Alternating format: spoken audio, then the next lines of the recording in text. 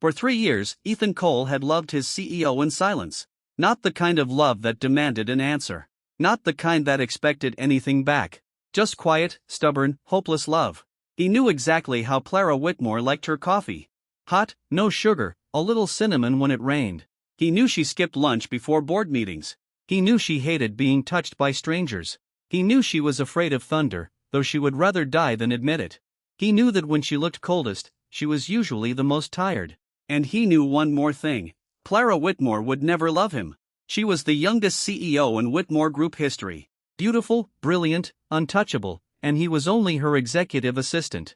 So when the company announced her engagement, Ethan did what any sensible man would do. He resigned. The engagement news appeared on every business website that morning. Whitmore Group CEO Clara Whitmore announces engagement to heir of Langford Capital. The photo showed Clara standing beside Daniel Langford, a handsome man in a gray suit. They looked perfect together. Powerful family, perfect background, perfect match. Ethan stared at the screen for exactly 10 seconds. Then he closed the page, opened a blank document, and typed his resignation letter. At 5:40 p.m., he walked into Clara's office. She was still reviewing contracts by the window. The sunset fell across her white blouse, softening the sharpness of her profile. For one foolish second, Ethan almost changed his mind. Then he remembered the headline. He placed the envelope on her desk. Ms. Whitmore. Clara looked up. What is this? My resignation. The office became very quiet. Her fingers stopped turning the page. For 3 seconds, she said nothing. Then she picked up the envelope and opened it. Her eyes moved across the page. Calm. Too calm. Ethan lowered his gaze. My handover files are complete. Mia knows all the schedules. I'll stay until Friday if needed. Clara looked at the last line, then at his signature. Why? He smiled faintly. I'm tired. Of work. Of pretending. Her eyes changed slightly. Pretending what? He did not answer. Because he had no right to. No right to say he loved her. No right to say he had stayed beside her for 3 years because leaving felt impossible. No right to say her engagement had finally taught him where he stood. So he only said, "Congratulations on your engagement." Clara froze. The pen in her hand stopped moving. Ethan continued quietly. I hope you'll be happy. For the first time in 3 years, Clara Whitmore looked confused. Not angry, not cold, confused. But Ethan did not let himself look too long. He bowed slightly. I'll leave the files with Mia. Then he turned and walked out. Behind him, Clara did not call his name. Not once. That hurt more than he expected. By Friday evening, Ethan had packed everything on his desk. 3 notebooks, 1 fountain pen Clara had once given him after he worked 40 hours without sleep, a spare tie, and a tiny paper cup sleeve from a coffee shop near the company. Clara had written on it once during a rainy night. Less cinnamon next time. He had kept it like an idiot. Mia, Clara's secretary, watched him silently. You're really leaving? Ethan forced a smile. I already resigned. You know, CEO hasn't accepted it, right? She didn't reject it either. Mia hesitated. She's been strange all week. She's engaged. That's not it. Ethan closed the box. It doesn't matter anymore. Mia looked at him like she wanted to shake him awake. But before she could speak, the elevator doors opened. Clara stepped out. The entire executive floor went silent. She was wearing a black dress under a long beige coat. Her hair was tied up.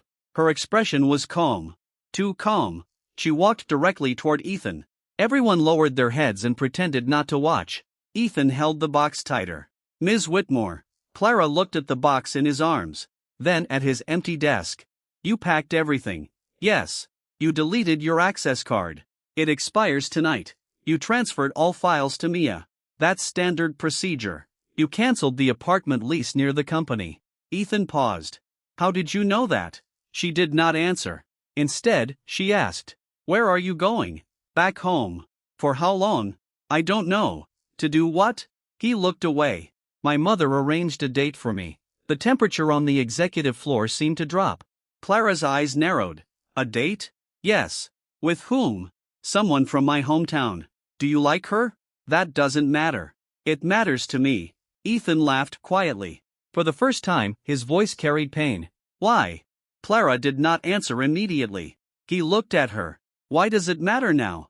Her fingers tightened around the folder in her hand. Ethan lowered his voice. You're engaged, Ms. Whitmore. The words finally broke something. Clara stared at him. Then she asked slowly, "So that's why you resigned?" He said nothing. Her eyes reddened faintly, but her voice stayed calm. "You saw the news. Yes, you believed it. Was it false?" She took one step closer. "It was an engagement announcement." "I know. To announce a marriage alliance." "I know. With the Langford family." "I know." Her voice suddenly turned colder. "Then who told you the groom was Daniel Langford?" Ethan froze. The entire executive floor froze with him. Mia's eyes widened. Clara took another step closer. Her voice was still steady, but every word struck his heart. "You resigned because you thought I was marrying someone else." Ethan stared at her. "What do you mean?" Clara looked at him as if he had personally driven her insane. "What do I mean?" She suddenly reached for the resignation letter in Mia's hand, tore it in half, then tore it again and again. White paper fell like snow between them. Ethan forgot how to breathe. Clara stood in front of him, eyes bright with anger and something much softer. "You're leaving?" Her voice trembled for the first time. "Then who am I supposed to marry?" The executive floor exploded. Someone dropped a coffee cup. Someone gasped. Mia covered her mouth. Ethan stood completely still. "What?" Clara stepped closer until the torn pieces of his resignation letter lay between their shoes. "I waited 3 years for you to look at me." Her eyes were no longer cold. They were hurt. "You worked beside me every day. You remembered my coffee, my schedule, my medicine, my bad habits. But you never remembered one thing." Ethan's voice was hoarse. "What?" Clara looked up at him. "That I kept choosing you." His heart slammed against his ribs. "You never said anything. You never asked. I didn't think I had the right."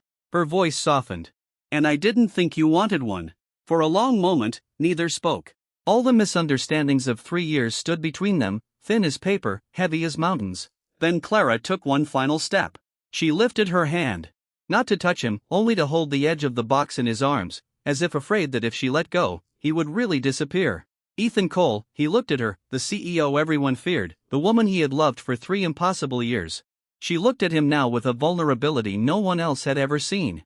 "You can go back home if you want. You can take your box. You can leave this company." Her voice dropped. "But before you do," she looked straight into his eyes.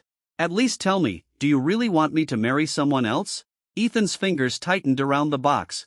The answer came from the deepest, most honest part of him. "No." Clara's eyes softened instantly. "Good." She took the box from his arms and handed it to Mia. Then she grabbed Ethan's wrist. Everyone watched in shock as the Ice Queen CEO pulled her former assistant toward the private elevator. Ethan finally found his voice. "Ms. Whitmore." She pressed the elevator button without looking back. "Clara." "What?" She turned. Her eyes were still red. Her grip on his wrist was firm. "If you're going to be my groom," the elevator doors opened. She pulled him inside. "Start calling me Clara." The doors closed. Outside, the entire executive floor remained silent for 3 seconds. Then Mia looked at the torn resignation letter on the floor. She smiled and typed one message into the company group chat. "Breaking news. CEO found her runaway groom." The elevator doors closed. For the first time in 3 years, Ethan and Clara were completely alone. Neither spoke. The only sound came from the soft hum of the private elevator rising toward the executive penthouse. Ethan finally broke the silence. "Clara." She looked at him immediately. His heart skipped. He had never called her by her first name before. Not once. She smiled without realizing it. "Say it again." He blinked. "What? My name?" He laughed softly. "You've waited 3 years for that?" "I've waited longer." The answer made him pause. The elevator stopped. The doors slid open. Instead of leading him toward the executive office, Clara walked into the private rooftop garden above the building. The city stretched beneath them. The evening lights had just begun to glow. It was quiet, almost peaceful. Ethan frowned. "I've never been here." "I know. It's beautiful. I had it built." He looked around. "There are roses. You like roses." His expression slowly changed. "How do you know?" She looked at him as though it were the most obvious thing in the world. "You stopped outside Rosewood Florist every Friday. You never bought any. You only looked." He stared. "You knew that?" "I know more than you think." She walked toward a wooden bench overlooking the skyline, then sat down for the first time. She looked nervous. "Ethan, I'm going to tell you something. If you laugh, I'll fire you." He couldn't help smiling. "I already resigned." "Right," she sighed. "I forgot." For a few seconds, she simply looked at the city. Then she began. The engagement announcement was never about Daniel. He frowned. The media. The media assumed. We never corrected them. Why? Because my grandfather wanted to force me. Force you to admit who I wanted. She looked at him. It worked. Ethan blinked. What? You resigned. He laughed helplessly. So, I ruined your plan. No. She smiled softly. You accelerated it. She reached into her handbag, carefully, slowly, then placed a dark blue notebook on the bench between them. It looked old. The leather corners had become worn. The pages had obviously been opened countless times. What is this? My diary. He looked surprised. You want me to read it? I want you to know. She opened to the very first page. The date read, 3 years ago. Beneath it, one sentence. Today, my new assistant arrived. Ethan smiled awkwardly. I looked terrible that day. You did. You wore a tie that didn't match your suit. I know. You spilled coffee before the interview. You knew. I watched. He looked at her. You were watching. I always watch. She turned another page. Another entry. He stayed until midnight because I skipped dinner again. Another. He thinks I didn't notice he put a blanket over me while I was asleep. Another. He smiles at everyone except himself. Another. I wish he'd stopped calling me Miss Whitmore. Ethan stopped breathing. Every page had his name, sometimes only one sentence, sometimes several. Some pages simply read, he looked tired today. Others he remembered, I hate thunderstorms. Or, he smiled today. I think that's enough to make this a good day. His fingers trembled slightly as he turned another page, then another. The diary contained 3 full years of him. Nothing else. He looked up slowly. You. She laughed quietly. I know. It's embarrassing. No. His voice broke. It's impossible. I thought so, too. She looked at the final page. Yesterday's date. Only one sentence had been written. He resigned today. Below it, the ink had smeared slightly as though someone had cried before it dried. Ethan gently touched the page. You cried? She looked away. A little. You never cry. I do. She smiled sadly. Just not where anyone can see. He closed the diary carefully. So I wasn't imagining things. What things? You always remembered my birthday. She nodded. You always waited for me after meetings. She nodded again. You kept asking whether I'd eaten. I did. You knew I liked cinnamon.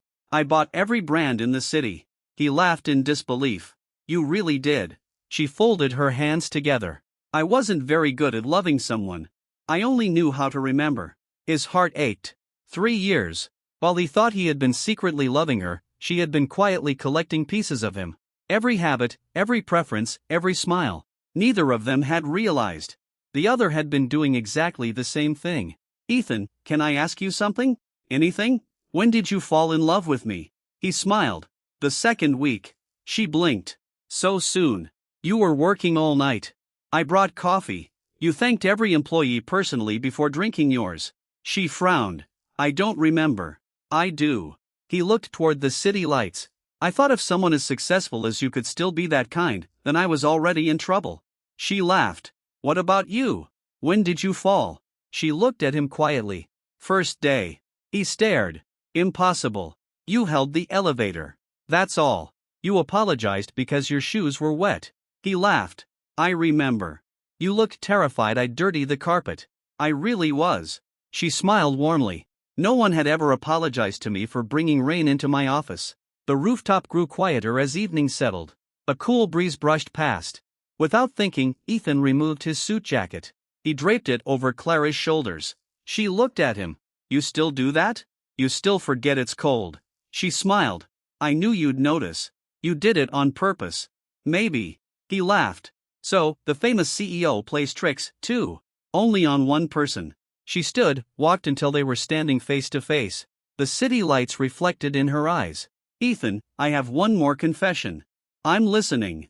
I never wanted a business marriage. I guessed. I only announced the engagement because she looked directly into his eyes. I wanted someone to finally ask me not to marry another man. His chest tightened. I thought you'd stop me. He smiled helplessly. I almost ran away instead. I noticed. I was very stupid. She nodded seriously. You were? They both laughed. The years of misunderstanding suddenly seemed almost ridiculous. After a moment, Clara slowly reached into her coat pocket. She pulled out a small velvet ring box. Ethan froze. This. She opened it. Inside were two simple platinum rings. Not flashy, not expensive by her standards, but engraved inside each band. One read, C. Whitmore. The other E. Cole. I bought them 6 months ago. His eyes widened. You were that confident? No. She smiled honestly. I was that hopeful. A long silence followed. Then Ethan looked at her, the woman who had quietly loved him through 3 years of ordinary days. The woman who had nearly lost him because neither of them had spoken first. He took the ring gently from the box. Then instead of putting it on immediately, he held her hand, warm, slightly trembling, just like his. Clara. Yes, I think we owe ourselves something. What? A proper beginning. She smiled. I was hoping you'd say that. At that exact moment, the rooftop door burst open. Mia stood there completely out of breath. CEO. She stopped, looked at the rings, looked at their joint hands, then slowly turned around. I'll pretend I didn't interrupt anything. Clara laughed. Too late. Mia sighed dramatically. I've postponed 3 meetings. For investors are waiting and your grandfather just called asking whether the engagement is still happening. Clara looked at Ethan then smiled. It is. Mia blinked. Really? Clara intertwined her fingers with Ethan's. The groom just changed. By 9 the next morning, everyone at Whitmore Group had heard the rumor. No, not a rumor anymore. A confirmed fact. The mysterious groom in the CEO's engagement announcement was no longer Daniel Langford. It was Ethan Cole, the former executive assistant, the man who had resigned, the man the CEO had personally chased into the private elevator. The company's internal chat had completely exploded. Finance department. Did anyone actually see them together? Legal department. Mia confirmed it. Marketing department. CEO smiled this morning. Everyone thought it impossible. Ethan arrived at work 20 minutes earlier than usual. Old habits. He still carried 2 coffees. One for himself, one for Clara. He stopped halfway across the lobby. Wait. He laughed at himself. I don't work here anymore. Just then, the receptionist stood up. Good morning, Mr. Cole. He smiled politely. Morning. The CEO asked us to tell you something. What? Please stop using the employee entrance. He frowned. Why? The CEO said. The receptionist tried very hard not to smile. Her fiancé shouldn't sneak into his own company. Ethan rubbed his forehead. She's enjoying this too much. The receptionist whispered. We all think so. The private elevator opened directly into the executive floor. Before Ethan even stepped out, someone hugged him. He froze. So did everyone else because the person hugging him was Clara Whitmore, the CEO, in front of 40 executives. She buried her face lightly against his shoulder. You're late. He looked at the clock. I'm 8 minutes early. I know. So I've been waiting 8 minutes. The executives exchanged horrified looks. The legendary Ice Queen was complaining because her fiancé arrived early instead of earlier. Ethan lowered his voice. You know, everyone is watching. I know. Shouldn't we let go? She looked up at him. Do you want me to? He smiled helplessly. No. Good. She naturally slipped her hand into his. Come with me. The executives silently moved aside. Nobody dared interrupt. Nobody even dared breathe too loudly. The morning board meeting began. Daniel Langford was already waiting. He stood when Clara entered. So he smiled. I finally get to meet the man who stole my fiancée. The room instantly became awkward. Ethan immediately replied. I think I owe you an apology. Daniel laughed. You don't. He walked over, extended his hand. I've known Clara since childhood. Ethan shook it. I'm Ethan. I know. Daniel looked between them, then sighed dramatically. You know what the funniest part is? What? I spent 3 years trying to impress her. He pointed toward Ethan and she spent those same 3 years asking me whether your workload was too heavy. The room burst into laughter. Ethan turned slowly toward Clara. You? She looked away innocently. I was concerned. Daniel laughed louder. No, you were in love. Clara's ears turned slightly pink. I wasn't that obvious. Daniel and Mia answered together. You were. Halfway through the meeting, an elderly board member suddenly spoke. Miss Whitmore. Clara looked over. I have one concern. Please. Mr. Cole has no executive title. How will the company introduce him publicly? Several directors nodded. It was a reasonable question. Ethan spoke first. I don't need a title. I'm happy staying behind the scenes. Before anyone else could respond, Clara closed her folder. You do? He looked at her. She continued calmly. He won't be returning as my assistant. I never asked to. I know. She smiled. I'm asking you to become my partner. The room fell completely silent. She stood, walked around the table, stopped beside Ethan, then looked toward every director. For 3 years, he helped me build this company. He solved problems no one else even noticed. He worked until sunrise without asking for credit. He protected my reputation, my health, my trust. She reached for his hand. So today, I'd like to make something equally clear. Her voice remained gentle, but every word carried absolute certainty. He isn't standing behind me anymore. She looked at Ethan. He'll stand beside me. Applause slowly began. One director, then another. Soon, the entire boardroom was applauding. Not because the CEO ordered them to, because they had all seen it. The way Ethan looked at Clara, the way Clara looked back.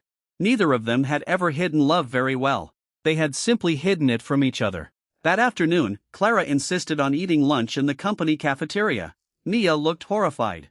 The executive dining room is available. I know, so I want lunch with everyone. Employees immediately pretended not to notice when the CEO walked in. Unfortunately, they failed very badly. Clara carried her tray toward an empty table. Ethan followed. Before they sat down, Clara quietly picked every piece of bell pepper out of his lunch. He blinked. You remembered. You hate bell peppers. I've never told you. You don't have to. Across the cafeteria, someone whispered, Did CEO just pick vegetables out of his food? Another employee answered, I think we're witnessing history. Ethan smiled. You will spoil me. Clara looked at him with complete seriousness. I intend to. He laughed. You say things like that in public now? I've waited 3 years. She picked up another piece of bell pepper. I'm done waiting. That evening, as the employees left work, they saw something unusual. The CEO's office lights were still on. So were Ethan's. An intern. They're still working. Mia smiled knowingly. They are. The intern looked impressed. They're such a hard-working couple. Mia laughed. They finished work 40 minutes ago. What? So why? Mia looked through the glass wall toward the office. Inside, Ethan was teaching Clara how to make coffee using a small pour-over set he brought from home. She frowned at the kettle. This is harder than negotiating acquisitions. It is. You've made this look easy for years. I practiced. She looked up. For me, for us. She smiled, then carefully poured the hot water again. This time perfectly. Ethan took a sip. Much better. She looked unexpectedly pleased. So, my first cup passes. He nodded. It tastes like home. Clara looked at the coffee in her hands, then back at him. No. She smiled softly. You do. For a moment, neither of them spoke. Outside the office, Mia quietly turned off the hallway lights. The intern whispered. Shouldn't we tell them we're leaving? Mia gently closed the office door instead. No. Why? She smiled. They've already waited 3 years. They deserve a little overtime together. 1 week later, Whitmore Group officially announced its annual Global Innovation Summit. More than 300 business leaders, international investors, media from 12 countries. It was the company's largest event of the year. And for Clara, it would also be the first public appearance after changing her fiancé. Every business magazine wanted one photograph. The Ice Queen CEO and the mysterious man who had somehow won her heart. Backstage, stylists hurried in and out. Assistants checked schedules. Mia walked in holding 2 garment bags. The blue gown or the white one? Clara looked at Ethan. He was adjusting his cufflinks in front of the mirror. What do you think? He turned around. The white gown was elegant. The blue one made her eyes brighter. He answered honestly. The blue? She nodded immediately. The blue it is. Mia blinked. That's it. Clara smiled. I already decided, so I asked him. I wanted to hear him say it. Mia sighed dramatically. I should have known. Half an hour later, the limousine stopped outside the convention center. Thousands of camera flashes lit up the entrance. The car door opened. Every photographer instinctively aimed their camera. Clara stepped out first. The midnight blue gown shimmered beneath the lights. Gasps echoed through the crowd. Then she turned around without waiting for anyone else. She reached one hand back toward the car. Ethan took it. The moment he stepped out, reporters began shouting questions. Mr. Cole, when is the wedding? Did you know about the engagement in advance? How did you propose? Before Ethan answered, one reporter squeezed closer. Too close. His microphone almost brushed Ethan's shoulder. Clara's smile disappeared. She calmly stepped sideways, placing herself between Ethan and the crowd. Then she looked directly at security. Please. The security team immediately understood. A path opened. Only after Ethan had enough space again did Clara continue walking. One photographer captured the entire sequence. Within minutes, the picture spread across social media. The caption read, "She didn't protect herself. She protected him." Inside the ballroom, the summit officially began.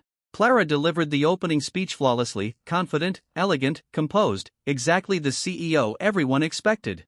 Ethan watched from the front row. His eyes never left her. Daniel quietly sat beside him. "You know, she searched for you before every sentence." Ethan looked surprised. "What?" "When she's nervous," Daniel smiled. "She always looks for the person she trusts most." Ethan turned back toward the stage just as Clara finished introducing the final guest. Her eyes found his again, only for half a second, but she smiled. A tiny smile, barely noticeable, except to him. He smiled back. She visibly relaxed. Daniel chuckled. "Told you." After the keynote speech came the networking reception. Business leaders gathered in small groups. One after another came to congratulate Clara. Then a graceful woman in a silver evening dress approached. She was elegant, confident, and very beautiful. She smiled at Ethan. "Mr. Cole." He nodded politely. "Good evening. I'm Sophia Bennett. We met once during the Singapore project." "I remember." She extended her business card. "I've recently started a venture capital fund. I'd love to invite you to dinner to discuss your future." Before Ethan answered, another hand gently took the business card first. Sophia looked up. Clara still smiling, still perfectly polite. "Ms. Bennett." Sophia laughed lightly. "Clara Whitmore. I hope you don't mind. I'd like to borrow your fiancé for one evening." Clara's smile remained exactly the same. "I'm afraid I do mind." Sophia blinked. "It's only business." "I know." So Clara looked toward Ethan, then back at Sophia. "If you want him."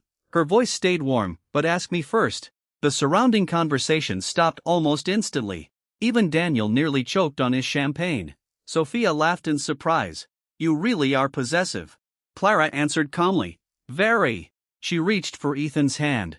Their fingers intertwined naturally. "As everyone here already knows, he's my fiancé." She looked at Ethan, "And I'm still in my honeymoon phase." The room burst into laughter. Sophia raised both hands and surrendered. "I've lost." "You definitely have." She smiled toward Ethan.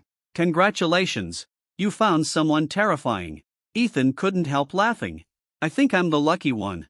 An hour later, the reception finally ended. The ballroom slowly emptied. Clara slipped off her high heels the moment they entered the private lounge. She sighed dramatically. "My feet hurt." Ethan crouched in front of her almost immediately. "Let me see." She blinked. "You don't have to." "I know." He gently examined her ankle. The new shoes had rubbed the skin slightly red. His brows knitted together. "You should have told me. You were busy." "I'm never too busy." He reached into the emergency kit. Mia always prepared. A small bandage. Antiseptic spray. He worked carefully as though handling something fragile. Clara watched him quietly. "You've always done this. Taking care of me." He smiled faintly. "You've always made it easy to want to." She gently brushed a strand of hair away from his forehead. "Ethan." "Yes. I have another confession." He looked up. "When Sophia invited you to dinner, I wasn't actually angry."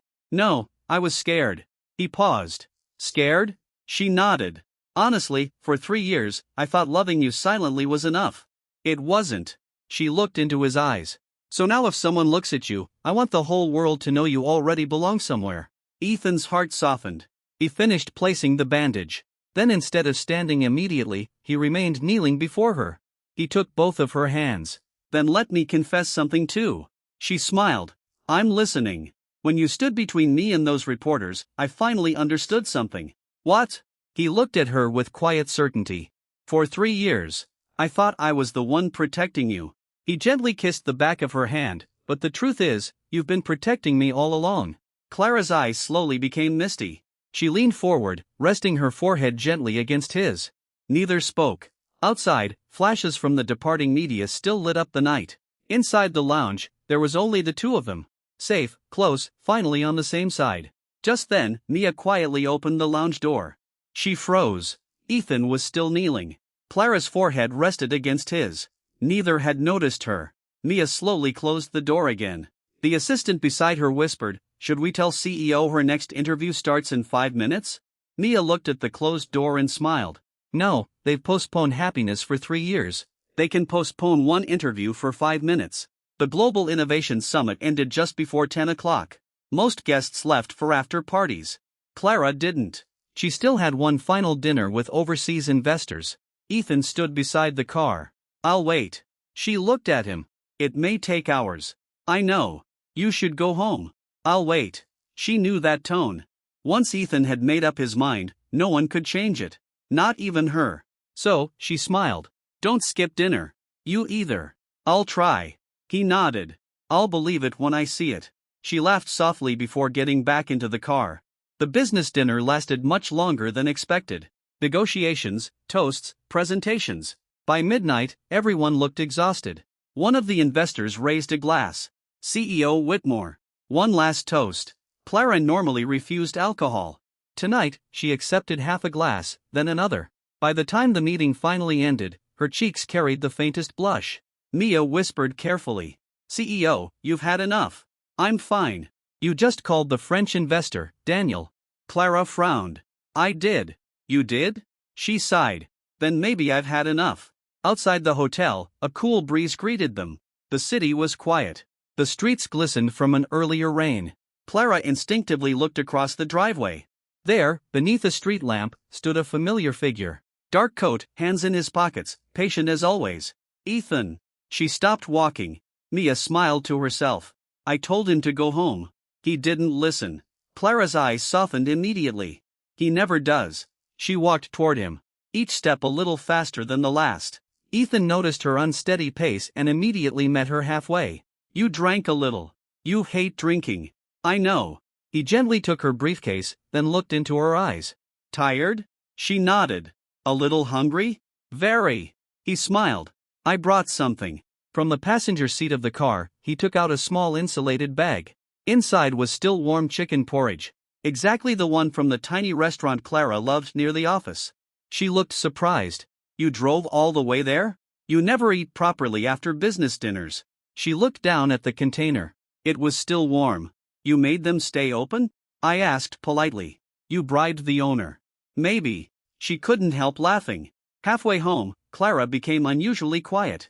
She rested her head against the window, watching the lights pass by. "Ethan, can I ask something?" "Anything? Why do you always wait for me?" He didn't answer immediately. Instead, he focused on the road. Finally, he spoke. "When I was little, my father worked night shifts. He always told my mother not to wait, but my mother waited anyway." Clara listened quietly. "One day, I asked her why." "What did she say?" He smiled faintly. "She said, going home feels different when someone is waiting." Silence filled the car. Clara slowly turned toward him. "So, I wanted you to have that feeling, too." Her eyes suddenly became warm. She looked out of the window again only because she didn't want him to see the tears gathering there. When they reached home, Ethan helped her out of the car. The moment her feet touched the ground, she lost her balance slightly. He caught her immediately. "Easy." She looked up at him for several long seconds without saying anything. "What? You smell nice." He laughed. "That's the first thing you say. You always smell like coffee and laundry and home." He froze. Clara covered her mouth. "Did I say that out loud?" "You did." She groaned softly. "I shouldn't drink." "No, you become honest." Inside the house, Ethan reheated the porridge. Clara sat on the kitchen island quietly, watching him move around. She had watched him make coffee countless times, prepare breakfast countless mornings, straighten her tie before meetings, adjust her scarf before flights. She suddenly realized this ordinary kitchen scene was happier than every glamorous banquet she'd ever attended. "Ethan." She spoke slowly, her voice softened by the alcohol. "I think I've been spoiled." He looked over. "By whom?" She blinked at him. "You?" He laughed. "I've only made porridge." "No." She shook her head gently. "You remember everything. You wait for me. You worry when I skip meals. You carry extra medicine. You check tomorrow's weather. You make coffee exactly how I like it." She smiled. "I don't know how to live without you anymore." The kitchen became very quiet. Ethan placed the spoon down, walked toward her. He stood between her knees close enough that she could see every emotion in his eyes. Then don't. She looked up. What? Don't live without me. His voice was calm, steady, certain. Let me stay for every late meeting, every early morning, every bad day, every ordinary Tuesday, and every year after that. Clara's eyes filled completely. You make it sound so simple. It is. He gently tucked a loose strand of hair behind her ear. I don't want grand promises. I just want to keep coming home with you. She smiled through tears. I think I love ordinary days with you more than extraordinary ones. He smiled back. So do I. The porridge was forgotten. The kitchen lights remained on. Outside, rain began falling again. Soft, gentle, almost exactly like the day they first met. Clara suddenly leaned forward. Very carefully, very slowly. She wrapped both arms around Ethan's waist. He immediately hugged her back. No hesitation, no surprise, only warmth. After a long silence, she whispered, Ethan, yes. If I have another business dinner, will you still wait for me? He smiled against her hair. I'll always wait. She closed her eyes, satisfied. Safe? Then she murmured sleepily. Good, because coming home only feels like home when you're there. Ethan held her a little tighter. Outside the kitchen window, the rain continued to fall. Inside the warm house, neither of them noticed Mia's newest message, lighting up the executive group chat. Daily observation number 12. CEO attended the most expensive dinner in the city, then came home and ate porridge made by her fiancé. Conclusion, love apparently tastes better than Michelin stars. Winter arrived earlier than expected. The first snow covered the city overnight. When Ethan woke, the apartment was unusually quiet. He walked into the kitchen. No Clara. The coffee machine hadn't been used. He frowned. Clara? No answer. Just as he reached for his phone, the bedroom door opened. Clara stepped out wearing one of his oversized sweaters. Her long hair was still slightly damp. She smiled sheepishly. I wanted to surprise you. He let out a quiet breath. You almost gave me a heart attack. I only slept in. You've never slept past 7. I was tired. He walked over without another word. His palm rested lightly against her forehead. No fever. Then he touched her cheek. Still warm. Only then did he relax. Clara watched him quietly. You always check my temperature first. I always will. She reached up and held his wrist. I like that. He smiled. I know. That afternoon, Mia rushed into Clara's office. CEO. What happened? The Whitmore family has announced tonight's engagement banquet. Clara looked up from the contract. They announced it. Yes, they're expecting you. Ethan frowned. But the engagement was cancelled. Mia nodded.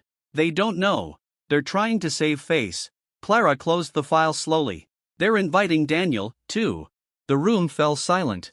After a moment, Ethan spoke. We don't have to go. Clara looked at him. We're going. You don't owe anyone an explanation. I know. She smiled gently. But you deserve one.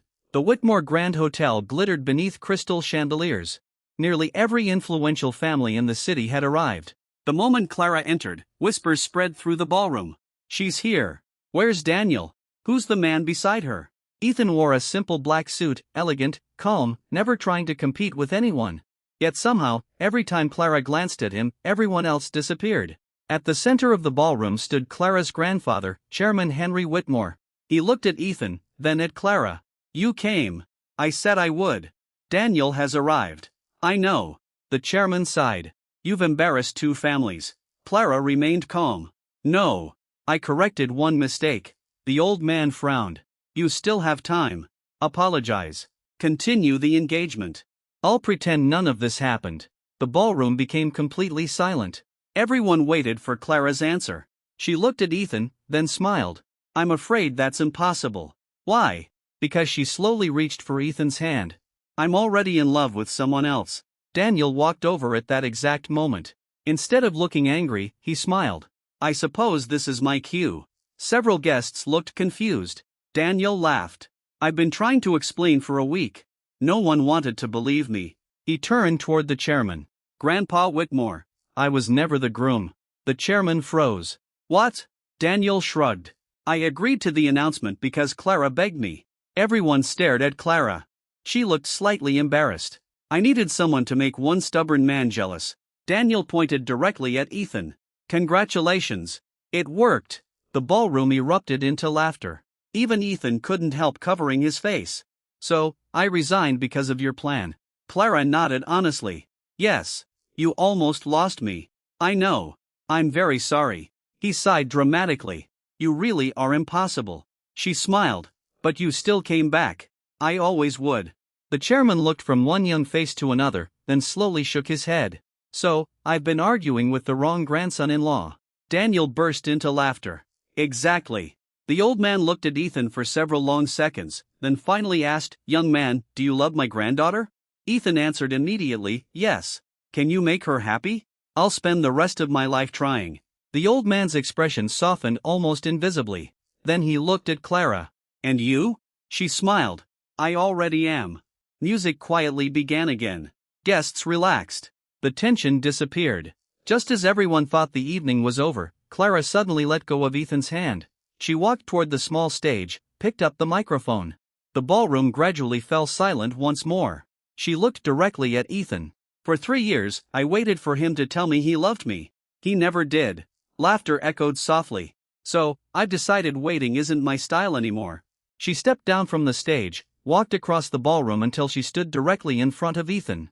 Then, to everyone's astonishment, the famous Ice Queen CEO knelt on one knee. Gasps echoed through the hall. Ethan's eyes widened. Clara! She opened a small velvet box. Inside lay the 2 platinum rings, the same ring she had bought 6 months earlier. Her hands trembled slightly, not from fear, from hope. Ethan Cole, you once resigned because you thought I was marrying someone else. He smiled helplessly. I remember. So, let me make this perfectly clear. She looked up at him. There was no CEO, no billionaire, no untouchable businesswoman, only a woman deeply in love. I don't want a business marriage. I don't want a political marriage. I don't want anyone else. I only want you. She took a slow breath, then asked the question she'd rehearsed 100 times in front of her bedroom mirror. So, will you marry me properly? The ballroom became so quiet that everyone could hear Ethan's breathing. His eyes were already red. He slowly knelt in front of her, not above her, beside her. He gently closed the ring box. He held both of her hands. You asked the wrong question. She blinked. I did. He smiled. The answer has been yes since the day I fell in love with you. Tears slipped down Clara's cheeks. He took the ring, carefully slid it onto her finger, then kissed her forehead. The ballroom exploded into applause. Daniel whistled. Mia cried without embarrassment. Even Chairman Whitmore smiled as he wiped the corner of his eye. Outside, snowflakes drifted quietly beneath the city lights. Inside the ballroom, Clara looked at the ring on her finger, then at Ethan. She laughed through happy tears. So, my fiancé? Ethan intertwined his fingers with hers.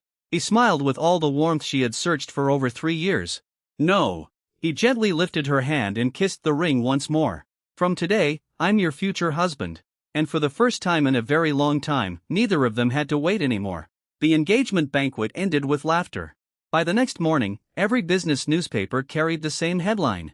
Whitmore Group CEO publicly proposed to her former assistant. The internet exploded. Some people called it unbelievable. Others called it the most romantic business story of the year. Inside Whitmore Group, no one was surprised anymore. The only question employees cared about was when's the wedding? At 9 o'clock sharp, Ethan walked into Clara's office carrying 2 cups of coffee. He stopped halfway. The office was empty. Her chair was pushed back. The lights were still on. He frowned. Clara. Mia appeared at the doorway with a stack of folders. Looking for CEO? He nodded. She left early. Board meeting. Mia smiled mysteriously. No. Then where did she go? You'll find out in 5 minutes. Before Ethan could ask another question, Mia handed him a small envelope. She asked me to give this to you. He opened it carefully. Inside was a handwritten note. Come downstairs. Don't ask questions. He laughed. That definitely sounds like her. 5 minutes later, he stepped into the underground parking garage. The space was almost empty. Only one silver SUV waited near the exit. Clara leaned casually against the driver's door. She wasn't wearing a business suit. Instead, she wore jeans, white sneakers, and a cream-colored sweater. Her long hair rested naturally over her shoulders. She looked younger, freer, almost like the university student she never had the chance to be. Ethan smiled. I almost didn't recognize you. She opened the passenger door. Good. Why? Today I'm not your CEO. So, who are you? She looked at him with a playful smile. I'm your fiancé. An hour later, the city disappeared behind them. The highway became quiet. Snow covered the distant mountains. Ethan looked out the window. Where are we going? It's a surprise. I've learned that your surprises are dangerous. She laughed. They usually involve rings. Fair point. After another 20 minutes, Clara turned onto a narrow country road. Finally, the car stopped. In front of them stood a small white house surrounded by pine trees. It wasn't luxurious. It wasn't grand. It looked warm, peaceful. Home. Ethan looked at her. Whose house is this? Ours. He blinked. What? She reached into her bag and handed him a key. I bought it 8 months ago. He stared at the little brass key in his palm. You bought a house before we were even together? She nodded. I hoped. You hoped. I hoped one day you'd come home here with me. His throat tightened. She unlocked the front door.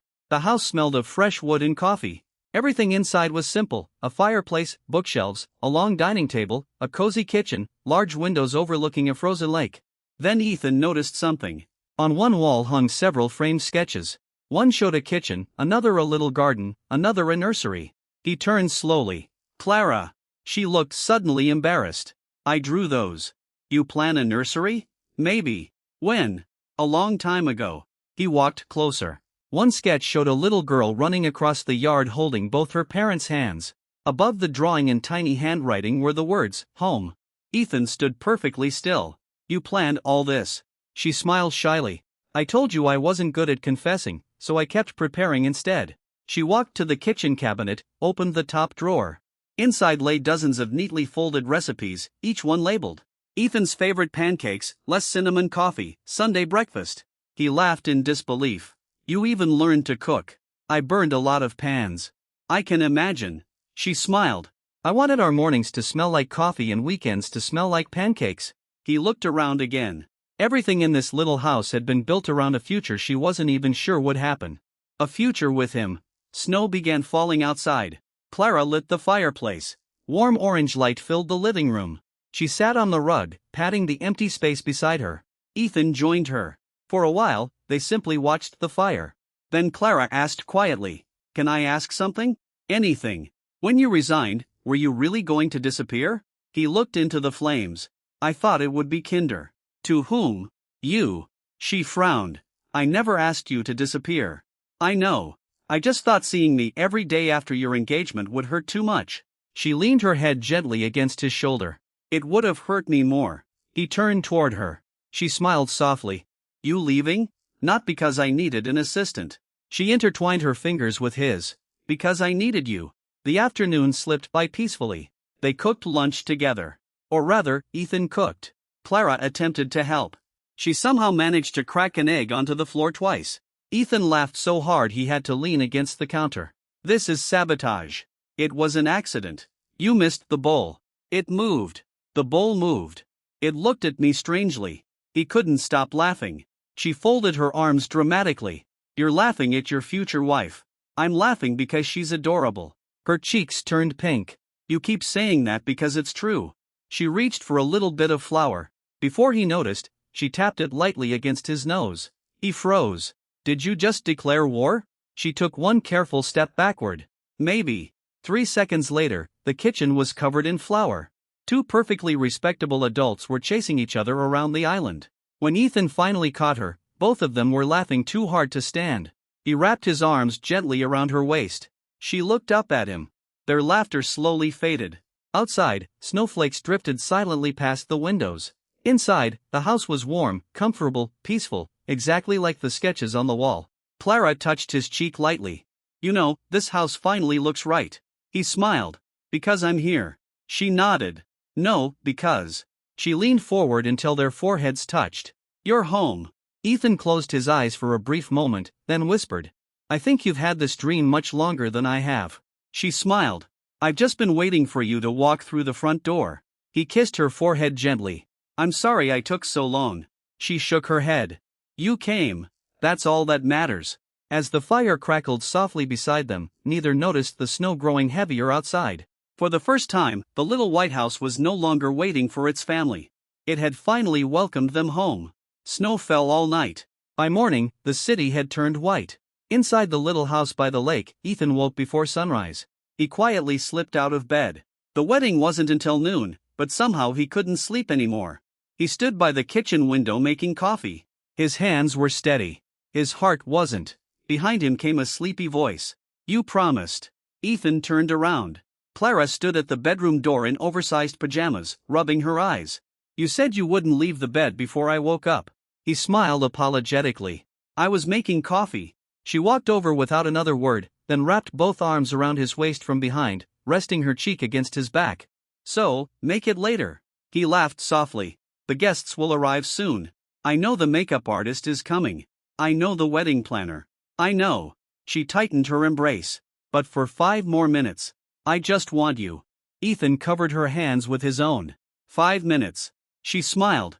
"Deal." For those 5 quiet minutes, nothing in the world existed except the smell of coffee and the warmth of the person they loved. By noon, the chapel overlooking the frozen lake was filled with guests. Whitmore Group executives occupied the first rows. Daniel sat beside Mia. Chairman Whitmore adjusted his glasses every 30 seconds. "You've checked the time 9 times. Daniel whispered. "I'm checking whether my granddaughter changes her mind." Daniel laughed. "Trust me, if anything, she's been waiting for this day longer than Ethan has." The old man smiled to himself. "I know." Ethan stood at the end of the aisle. His hands were clasped in front of him. He had faced billion-dollar negotiations. He had presented to international investors. He had never been this nervous. Daniel leaned over. "Relax. I can't. You look like you're about to resign again." Ethan laughed. "Please don't remind me." Then the music began. Everyone stood. The chapel doors slowly opened. For a brief second, no one breathed. Clara appeared in a simple ivory wedding gown. No extravagant diamonds, no dramatic veil, just timeless elegance. She held a small bouquet of white roses. When her eyes found Ethan, she smiled. Exactly the same smile she had worn the first day he walked into her office. The same smile he had secretly fallen in love with. She took one step, then another, walking slowly toward him. Ethan couldn't look anywhere else. The world quietly disappeared until only Clara remained. When she finally reached him, neither spoke immediately. The officiant smiled. "I've officiated many weddings. I'd never seen a groom forget to breathe." The guests laughed. Ethan rubbed the back of his neck. "I think I forgot how." Clara laughed, too. "Good. Now we're even." The ceremony began. The officiant looked toward Clara first. "Ms. Whitmore, years ago, this man resigned because he believed you were marrying someone else." Soft laughter echoed through the chapel. The officiant smiled. "Would you like to answer the question he never had the chance to ask?" Clara turned toward Ethan. Her eyes became gentle. "You once asked yourself who I was marrying." She took both of his hands. Her fingers were slightly cold. Her smile wasn't. "Now you have your answer." She looked directly into his eyes. "I wasn't waiting for a perfect man. I wasn't waiting for a billionaire. I wasn't waiting for someone my family approved. I was waiting for the man who remembered my coffee, who carried medicine in his pocket, who stayed late because he worried I hadn't eaten, who thought loving me quietly was enough." A tear slipped down Ethan's cheek. Clara gently wiped it away. "So the answer has always been the same. I'm marrying you." The officiant turned toward Ethan. "And you?" He smiled through tears. "When I met Clara, I thought she lived in a world I'd never belonged to, but she kept opening the door again and again and again until I finally understood." He looked at her. Home was never a place. It was wherever she was. He reached into his pocket. Instead of taking out the wedding ring first, he took out a folded piece of paper, yellowed with age. Clara blinked. "My resignation letter." He nodded. "I kept it." She laughed through her tears. "Why?" "To remind myself how close I came to losing the best thing that ever happened to me." He slowly tore the paper into tiny pieces. The fragments drifted gently to the floor. "This time, I'm not leaving ever." The officiant smiled warmly. "I believe we're finally ready." Ethan picked up the ring. His hands no longer trembled. He placed it gently onto Clara's finger. "It fits. I measured your ring while you were sleeping." She looked at him in mock surprise. "So that's why it disappeared for one afternoon." I panicked. "You were adorable." "I wasn't. You always are." The guests laughed again. Clara picked up the second ring, slid it onto his finger, then whispered so softly only he could hear. "You don't have to resign anymore." He smiled. "I know. I'm already exactly where I belong." The officiant raised his voice. "By the authority vested in me, I now pronounce you husband and wife. You may kiss your bride." Ethan looked at Clara as if asking permission. she answered by stepping closer. Very gently, she kissed him. Not because hundreds of people were watching, not because tradition demanded it, because she had wanted to do that for 3 very long years. Applause filled the chapel. Mia cried openly. Daniel whistled loudly. Chairman Whitmore secretly wiped away a tear before pretending to cough. Outside, snow continued to fall. That evening, after every guest had gone home, Ethan and Clara returned to Whitmore Group. The building was dark. Only one office light remained on. Clara led him inside. She walked directly to the desk where months ago he had placed his resignation letter. She rested her hand on the polished wood. Do you remember this day? I remember everything. So do I. She smiled. I thought if you walked out that door, I'd spend the rest of my life regretting it. He stepped closer. You came after me. I would have chased you to the end of the world. He laughed. I believe you. She intertwined her fingers with his, then looked toward the city lights beyond the window. You know what? I almost thanked Daniel. Ethan raised an eyebrow. For pretending to be your fiancé. She nodded. Without him, you might never have gotten jealous. He smiled. I hated him for exactly 3 days, and now I should probably buy him dinner. She laughed. I'll tell him. They stood together by the window, the same office, the same city, the same 2 people. But everything had changed. Months ago, Ethan had walked into this room believing it was the end. Tonight, he stood there as Clara's husband, the man she had quietly chosen long before either of them found the courage to speak. Outside, snowflakes drifted through the night. Inside, Clara rested her head lightly against his shoulder. Ethan, do you know what my favorite day is? Our wedding. She shook her head with a smile. The day you resigned. He looked at her in disbelief. What? She reached up and gently straightened his tie just as she had done hundreds of times in her imagination. It was the day you finally made me brave enough to stop pretending. Ethan wrapped an arm around her shoulders. And my favorite day. She looked up. The day an Ice Queen CEO tore up my resignation letter and asked me. He smiled, eyes full of warmth. If you leave, who am I supposed to marry? Clara laughed. So, who did I marry? He leaned down until their foreheads touched. You married the man who was always yours. She closed her eyes. And you married the woman who had already loved you for 3 years. Outside, the snow fell softly across the sleeping city. Inside the office where their story had almost ended, it quietly became the place where forever began. That's all for today. Remember to subscribe and support us.